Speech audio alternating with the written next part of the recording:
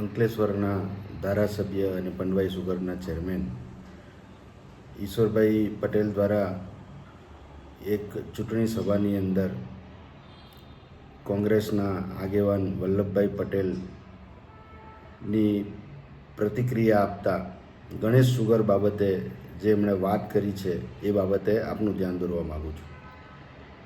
ઈશ્વરભાઈ પટેલ સહકાર મંત્રી પણ હતા અને એ સમયથી ગણેશ સુગર ફેક્ટરીને ટાર્ગેટ કરીને પંડવાઈ સુગર અને ગણેશ સુગરનો કમાન્ડ વિસ્તાર એક સમાન હોય, ગણેશ સુગર ફેક્ટરી કઈ રીતે નબળી પડે, બંધ પડે એ માટેની પેરવી તેઓ કરતા આવેલા છે.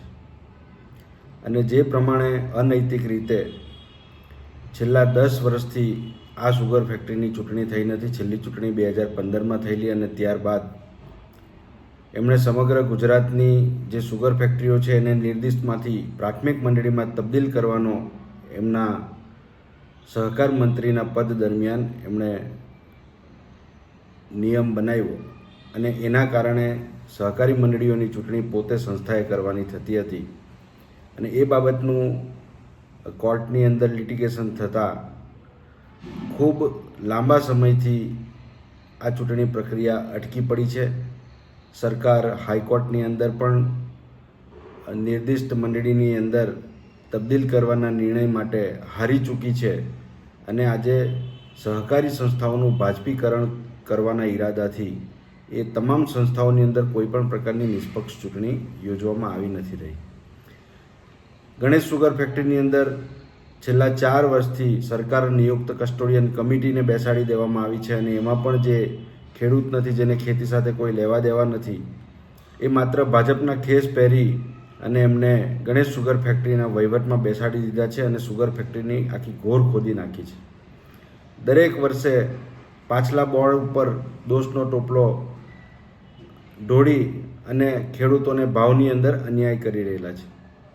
ચાલુ વર્ષે પણ ભ્રામક વાતો ફેલાવી અને ખેડૂતો જ્યારે ભાવથી અસંતોષ હતા ત્યારે કસ્ટોડિયન કમિટીને મળવા માટે જાય છે, ત્યારે કસ્ટોડિયન કમિટીના કરતા હર્તાઓ ખાંડ નિયામકશ્રી સાથે બેઠક કરી અને ભાવ હાલમાં સ્થગિત કરી દીધા છે અને એમની સાથે બેઠક બાદ નવા ભાવો નક્કી કરવામાં આવશે, આવી ખોટી વાહિયાત વાતો ફેલાવી અને સભાસદોને ગુમરાહ કરી રહેલા છે. પાછલા બોર્ડની જે જવાબદારીઓ હતી એ જવાબદારીઓ અમારા માથે આવી પડી છે અને અમે આવ્યા પછી આ સુગરને બચાવી લીધી છે. આવી જે ભ્રામક વાતો ફેલાવી રહેલા છે ત્યારે મારે એમને કહેવા માગવું છે કે પાછલા બોર્ડના વહીવટ દરમિયાન તમામ ખેડૂતોને પોષણક્ષમ ભાવો મળી રહે, ઊંચી રિકવરી આવે એ મુજબના પ્રયત્નો કરવામાં આવતા હતા. સમયસર શેરડીની કાપણી થતી હતી, રોપાણ માટે ઓછા વ્યાજના દરે એમને લોન આપવામાં આવતી હતી, ખાતર બિયારણ સહિત મજૂરી માટે પણ એમને જે સાધનો ઉપલબ્ધ કરાવવાના હોય એ ઉપલબ્ધ કરાવવાનું એ પાછલું બોર્ડ પ્રયત્ન કરતું હતું.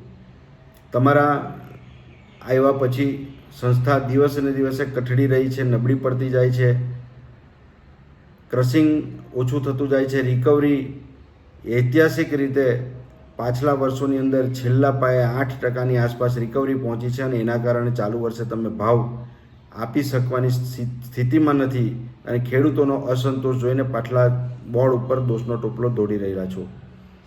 એક તરફ ઈશ્વર પટેલ સહકાર મંત્રી હોવાને નાતે જે પ્રમાણે ગણેશ સુગરને ટાર્ગેટ કરી અને કસ્ટોડિયન કમિટી મૂકવાની પેરવી એમણે કરી, ખોટા આક્ષેપો પાછલા બોર્ડ ઉપર મૂકીને, ત્યારે એ આજે પણ આ 4 વર્ષ થવા પછી પણ કોર્ટની અંદર સરકાર તરફે કોઈ એડવોકેટ હાજર નથી રહેતા અને આજે પણ કેસ ચલાવતા નથી. ત્યારે હું ઈશ્વર પટેલને પૂછવા માગું છું કે તમે જે ભ્રષ્ટાચારની વાત ગણેશ સુગર ફેક્ટરીમાં કરો છો ત્યારે 1 રૂપિયાનો પણ ભ્રષ્ટાચાર તમે સાબિત કરી નથી શકતા. તમારી સરકાર છે, તમારી તપાસ એજન્સી છે, આમ છતાં તમે 1 રૂપિયાનો પણ ભ્રષ્ટાચાર આજે સાબિત નથી કરી શક્યા. બલકે ન્યાયિક રીતે જે તપાસ થવી જોઈએ એ કરવામાં પણ તમે સરકારના ઓઠા હેઠળ વિલંબ કરી રહેલા છો. ત્યારે તમે પંડવાઈ સુગર ફેક્ટરીની વાત કરો કે પંડવાઈ સુગર ફેક્ટરીમાં તમારા કારણે કેટલા અનેક સભાસદો જે છે એ સભાસદો રાજકીય કિન્નાખોરીનો ભોગ બની રહેલા છે અને સારામાં સારી સુગર ફેક્ટરી હોય તો તમે ઉચ્ચ ભાવ એમને આપવાની અંદર કેમ અસમર્થ છો?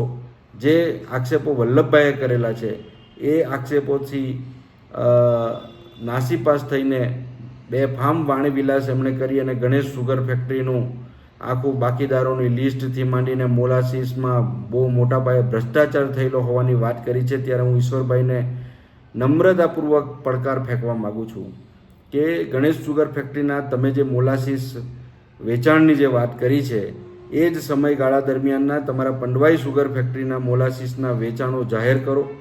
હું તમારી સાથે જાહેરમાં ચર્ચા માટે તૈયાર છું અને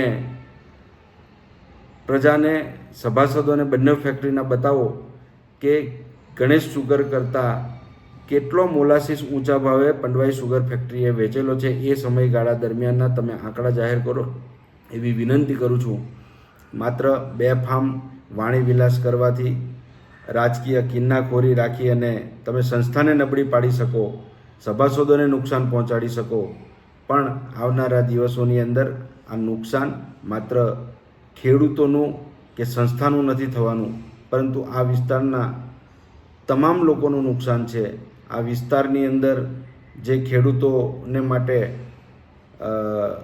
કામધેનુ સમાન આ સુગર ફેક્ટરીઓ છે, સહકારી પ્રવૃત્તિ છે, એને તમે લૂણો લગાડવાનું કામ કરી રહેલા છો. તમારી અંદર જો તાકાત હોય તો જાહેરની અંદર આ આંકડાઓ જાહેર કરો અને હું જાહેરની અંદર ચર્ચા માટે પણ તૈયાર છું. જય હિન્દ, જય ભારત.